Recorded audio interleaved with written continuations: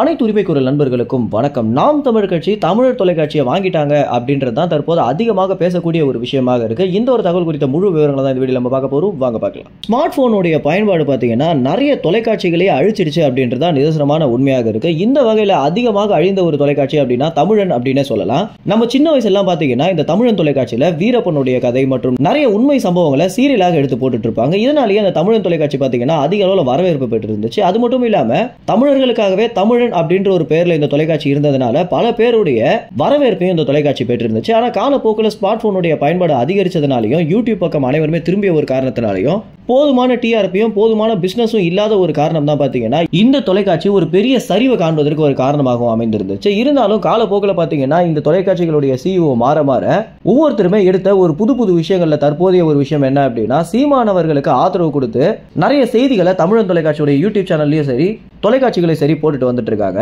அது மட்டும் இல்லாம தற்போது இருக்கக்கூடிய எல்லா தொலைக்காட்சிகளுமே செய்யக்கூடிய ஒரு விஷயத்தை தான் தமிழன் தொலைக்காட்சியும் பண்ணிட்டு வந்துட்டு இருக்காங்க. என்ன அப்படின்னா சீமானவர்களுக்கு தமிழ்நாடு முழுக்க ஒரு மிகப்பெரிய ஆளுமை இருக்கு. அந்த ஆளுமையை தனக்கு சாதகமாக பயன்படுத்திக்கணும் அப்படின்ற நோக்கத்திலேயே பெரும்பாலான தொலைக்காட்சிகள் சீமானுடைய சாதாரண கொடியேற்ற நிகழ்வாக இருந்தாலும் சரி சீமானுடைய சராசரியான செய்தியாளர்கள் சந்திப்பாக இருந்தாலும் சரி எல்லாத்திலுமே பாத்தீங்கன்னா கலந்துட்டு யாரு முதல்ல போடுறாங்க அப்படின்ற ஒரு போட்டியே யூடியூப் சேனல்களுக்குள்ள அதிகமாக போயிட்டு இருக்கு.